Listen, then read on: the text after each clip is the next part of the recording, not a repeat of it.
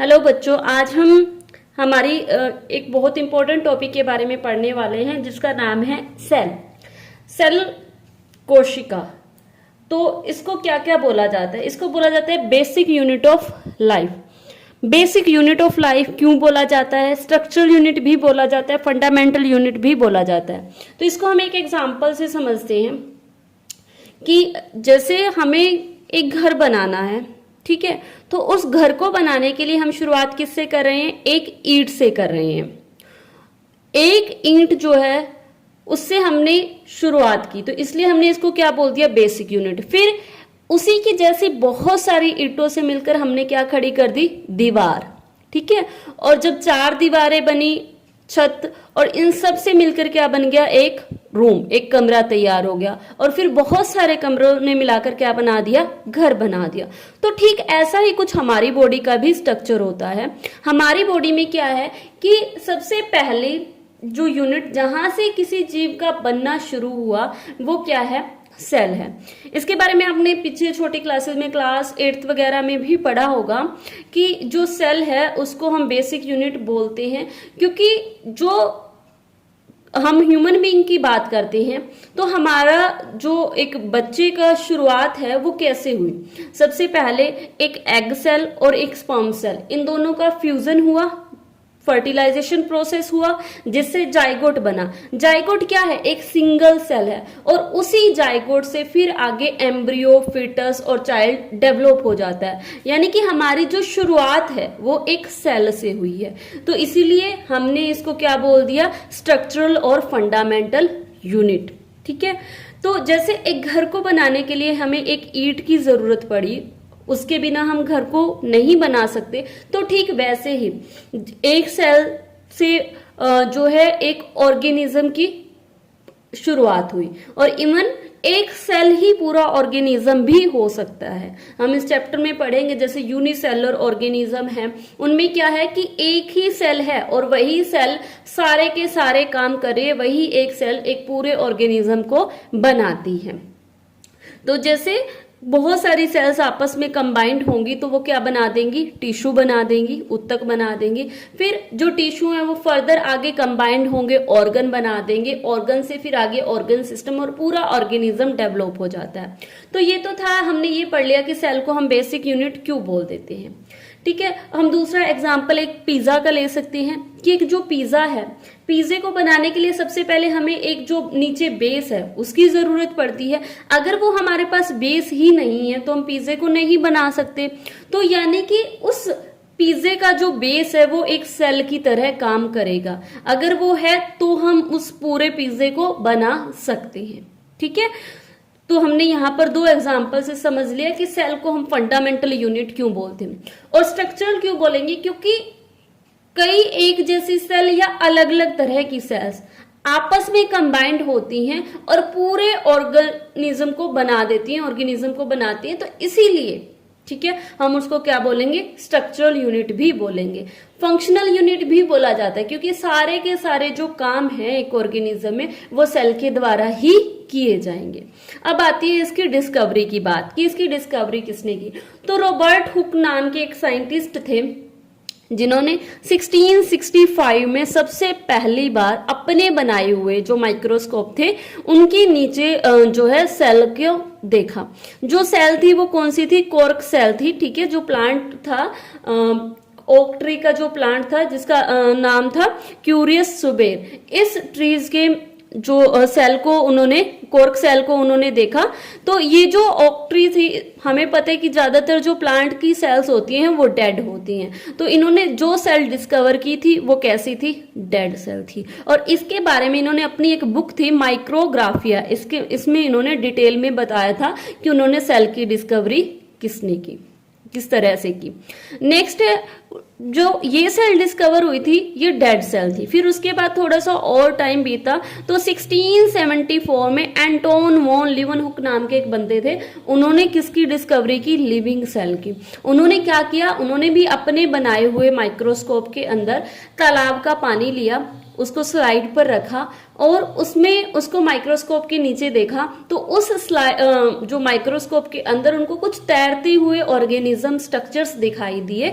तो इस तरीके से उन्होंने बैक्टीरिया की खोज की।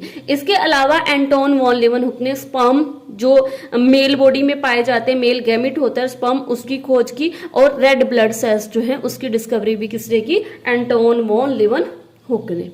देन उसके बाद मेन जो सेल है उसमें और धीरे धीरे डेवलपमेंट होनी स्टार्ट हुई, उसकी डिस्कवरी होनी स्टार्ट हुई।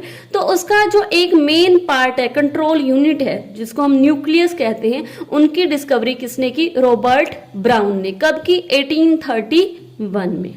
फिर उसके बाद पुरकिंज नाम का साइंटिस्ट आए, उन्होंने 1839 में किसकी डिस्कवरी की? प्रोटोप्लास्ट की। तो अब तक हमने 3 स्ट्रक्चर देखे, ठीक है, जिनकी डिस्कवरी हो चुकी है। एक तो पूरी सेल की डिस्कवरी की है, ठीक है। जो माइक्रोस्कोप में रॉबर्ट हुक ने सेल को देखा तो उनको कुछ इस तरीके का स्ट्रक्चर्स दिखाई दिया। इस स्ट्रक्चर में ये देखो, सिर्फ इनको ये दिखाई दे रही थी, ये बाहर वाले जो ये मेम्ब्रेन है, इस तरीके के बहुत सारे छोटे छोटे बॉक्स दिखाई दे रहे थे। और इन्हीं बॉक्स को जो रॉबर्ट हुक है उन्होंने क्या नाम दे दिया? सेल। सेल जो है एक लैटिन लैंग्वेज का वर्ड है, यहां पर इसका मीनिंग होता है स्मॉल रूम, लिटिल रूम, छोटा कमरा।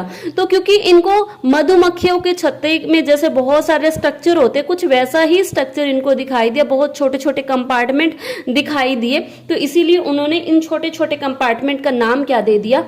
सेल दे दिया, ठीक है। अब सबसे पहले क्योंकि इनको जो स्ट्रक्चर दिखाई दिया था उनमें सिर्फ इनको ये आउटर मेम्ब्रेन बहुत सारी इस तरीके से दिखाई दे रही थी, तो इस आउटर मेम्ब्रेन को इन्होंने नाम दिया प्लाज्मा मेम्ब्रेन। तो प्लाज्मा मेम्ब्रेन की डिस्कवरी भी किसने की थी? रॉबर्ट हुक ने। इन्होंने जो स्ट्रक्चर में दिखाई दिया था वो सिर्फ क्या दिया था? प्लाज्मा मेम्ब्रेन दिखाई दी थी। फिर उसके बाद रॉबर्ट ब्राउन आए, उन्होंने ये जो मिडल में एक डेंस स्ट्रक्चर दिखाई दे रहा है, ठीक है, जिसको हम न्यूक्लियस बोलते हैं, ये जो डेंस स्ट्रक्चर है ये किसने डिस्कवर किया? रॉबर्ट ब्राउन ने। उसके बाद 1839 में और एडवांस्ड माइक्रोस्कोप आया, तो उसके अंदर उनको सेल के अंदर इस तरीके से फ्लूइड दिखाई दिया। उस फ्लूइड को क्या बोला गया? प्रोटोप्लास्ट। अब जो प्रोटोप्लास्ट होता क्या है? प्रोटोप्लास्ट हमें ये तो पता चल गया कि एक फ्लूइड होता है। अब यहां पर हमने 3 ऑर्गेनेल पढ़ी है, प्लाज्मा मेम्ब्रेन, और ये बीच वाला क्या है आपका? न्यूक्लियस। न्यूक्लियस और ये जो प्लाज्मा मेम्ब्रेन के बीच में जो ये फ्लूइड पाया जाता है, इस फ्लूइड को बोला जाता है साइटोप्लाज्म, ठीक है। Fluid between plasma membrane and nucleus, ये न्यूक्लियस है आपका, ठीक है, ये प्लाज्मा मेम्ब्रेन। इसके बीच में जितना भी आपको फ्लूइड दिखाई दे रहा है उसको हम क्या बोलेंगे? साइटोप्लाज्म।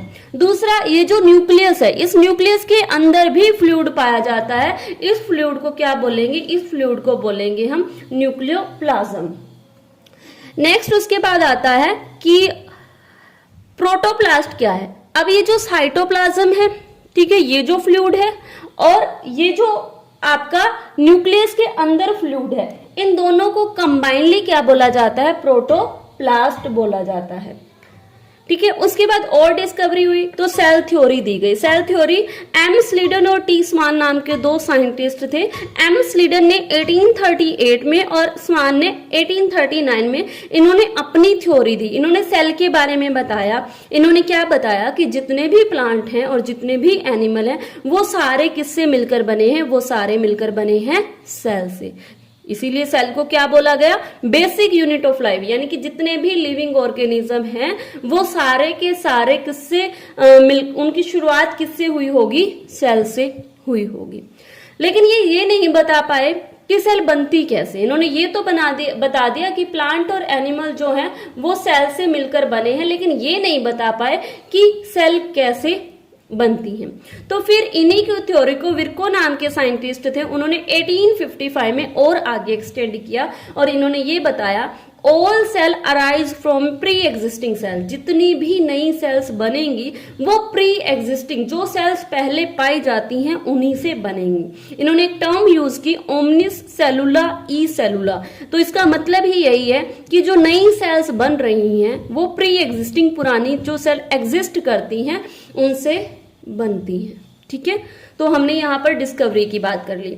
अब आता है कि जो सेल है वो सबसे छोटी सेल, इसका साइज कितना हो सकता है? तो जो सेल का साइज है वो वेरी करता है। साइज जो है वो 0.1 माइक्रोमीटर से लेकर के 0.1 माइक्रोमीटर से लेकर के इसका जो साइज है 1 मीटर तक भी हो सकता है, इससे भी ज्यादा हो सकता है। तो सबसे छोटी सेल जो होती है वो है माइकोप्लाज्म या फिर पीपीएलओ। ठीक है, इसका साइज कुछ बुक्स में 0.1 माइक्रोमीटर दिया गया, कुछ में 0.3 माइक्रोमीटर दिया गया। लार्जेस्ट सेल, सबसे बड़ी सेल, ऑस्ट्रिच एग, शत्रुमोर का अंडा, ये सबसे बड़ी सेल है। लॉन्गेस्ट, सबसे लंबी जो हमारे में पाई जाती है ह्यूमन बीइंग में, वो क्या है? Nerve cell. आपकी जो तंत्रिका कोशिका है वो आपके शरीर की सबसे लंबी सेल है। स्मॉलेस्ट, सबसे छोटी कौन सी है ह्यूमन बीइंग में? हमारे में जो सबसे छोटी सेल पाई जाती है वो रेड ब्लड सेल। ठीक है, तो ये जो बेसिक है कि कितना इनका साइज हो सकता है, तो ये 0.1 माइक्रोमीटर से लेकर के 1 मीटर तक भी हो सकती है। बेसिस ऑन सेल, कि सेल का नंबर कितना हो सकता है, उसके अकॉर्डिंग हम ऑर्गेनिज्म को दो कैटेगरीज में डिवाइड करते हैं। पहला है यूनिसेलुलर और दूसरा है मल्टीसेलुलर। नाम से ही हमें पता चल रहा है यूनिसेलुलर, यूनि का मतलब होता है सिंगल, सेलुलर का मतलब सेल। ऐसे ऑर्गेनिज्म जिनका पूरा शरीर सिर्फ एक ही सेल से बना हो, वो सारे के सारे काम डाइजेशन का, एक्सक्रीशन का, इंजेशन का, जितने भी रेस्पायरेशन, जो भी उनकी बॉडी में काम हो रहे हैं, वो सारे के सारे इसी एक सेल से किए जाते हैं। तो ऐसे ऑर्गेनिज्म को क्या बोला जाता है? यूनिसेलुलर। दूसरा है मल्टी सेलुलर, मल्टी यानी कि many, cellular cells, multi cell, many cell. ऐसे ऑर्गेनिज्म जिनके शरीर में बहुत सारी सेल्स पाई जाती हैं उनको क्या बोला जाता है? Multi cellular. इसका एग्जाम्पल जैसे हम लोग हैं, हमारे में बहुत सारी सेल्स पाई जाती है। अगर हम एक ब्लड का ही एग्जाम्पल ले तो ब्लड में भी 3 अलग अलग तरह की सेल्स पाई जाती हैं, जिनमें कौन कौन सी हो सकती हैं? Red blood cells, white blood cell, platelets. ठीक वैसे ही प्लांट और एनिमल, इनमें भी बहुत अलग अलग तरह की सेल्स पाई जाती हैं। इसलिए हम लोग किसमें आते हैं? Multi cellular. Shape and size, size का तो हमने अभी कर लिया कि साइज वेरी कर सकता है, 0.1 माइक्रोमीटर से लेकर के 1 मीटर तक भी हो सकता है। शेप की अगर हम बात करें, जैसे हमारी बॉडी में रेड ब्लड सेल्स पाई जाती है, उनकी जो शेप है वो कैसी होती है? बाइकनकेव होती है। ठीक है, उसी तरीके से न्यूरॉन सेल है, नर्व सेल है, वो ब्रांच्ड होती है। ठीक है, अलग अलग तरीके की जो सेल्स हैं वो हमारे में हो सकती है। व्हाइट ब्लड सेल्स, ये भी हमारी ब्लड की ही सेल्स हैं, ये एम्बियोइड होती है। एम्बियोइड से मतलब क्या है कि इनका स्ट्रक्चर अमीबा की तरह होता है। अमीबा जो कि एक यूनिसेलर है, जिसकी पूरी बॉडी एक ही सेल से मिलकर बनी होती है, इनमें कोई स्पेशलाइजेशन नहीं होती, सिंपल सा मॉलिक्यूल होता है और ये अपनी शेप को बदल सकता है। तो ठीक वैसे ही जो आपकी व्हाइट ब्लड सेल्स हैं, ये भी अपनी शेप को क्या कर सकती हैं? बदल सकती हैं। इनकी कोई फिक्स शेप नहीं होती, इरेगुलर शेप की होती है। A cell is able to live and perform all its function because of the organ limb. एक जो सेल है, कोशिका है, वो जीवित है, वो जिंदा है और वो सारे के सारे काम कर सकती है। किसकी वजह से? सेल के अंदर भी सब यूनिट होते हैं, सब पार्ट्स होते हैं, जिसको सेल ऑर्गेनलीज बोलते हैं। तो ये जो ऑर्गेनलीज है, ये एक साथ मिलकर किसी ऑर्गेनिज्म की बेसिक यूनिट को बनाते हैं और उस बेसिक यूनिट को क्या बोला जाता है? सेल। अब थोड़ा सा हम स्ट्रक्चर समझते हैं सेल का। सेल के हमने जैसे अभी किया कि इसके 3 मेन पार्ट है, प्लाज्मा मेम्ब्रेन, न्यूक्लियस और साइटोप्लाज्म। प्लाज्मा मेम्ब्रेन क्या है? आउटर मोस्ट लेयर, ये जो आपको सेल का स्ट्रक्चर दिखाई दे रही है, ये जो बाहर वाली लेयर है, ये क्या है? आपकी प्लाज्मा मेम्ब्रेन। न्यूक्लियस, ये सबसे सेंट्रल पार्ट जो है, ये क्या कहलाएगा? न्यूक्लियस। साइटोप्लाज्म, ये जहां पर ये सारी जो आपको ऑर्गेनलीज दिखाई दे रही है न्यूक्लियस के बाहर, प्लाज्मा मेम्ब्रेन के अंदर, ये किसमें प्रेजेंट है? ये प्रेजेंट है आपके साइटोप्लाज्म में। अब सबसे पहले हम outer most structure plasma membrane की बात करते हैं। जो ये प्लाज्मा मेम्ब्रेन है, इसकी डिस्कवरी किसने की? रॉबर्ट हुक ने। ठीक है, क्यों? क्योंकि उन्होंने जो माइक्रोस्कोप बनाया तो उसमें उनको सिर्फ मधुमक्खियों के छत्ते की तरह स्ट्रक्चर्स दिखाई दिए थे, सिर्फ ये मेम्ब्रेन ही उनको दिखाई दी गई थी, तो इसलिए उसको प्लाज्मा मेम्ब्रेन की डिस्कवरी किसने की? रॉबर्ट हुक ने।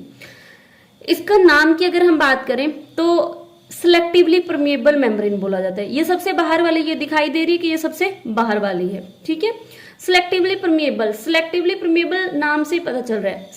सिलेक्टिवली में वर्ड क्या निकल रहा है? सेलेक्ट। परमिएबल यानी कि परमिशन देना, परमिट देना। ठीक है, तो ये एक ऐसी मेम्ब्रेन है जो कुछ सेलेक्टिव चीजों को ही अपने में से अंदर और बाहर आने जाने की परमिशन देती है, इसलिए इसका नाम क्या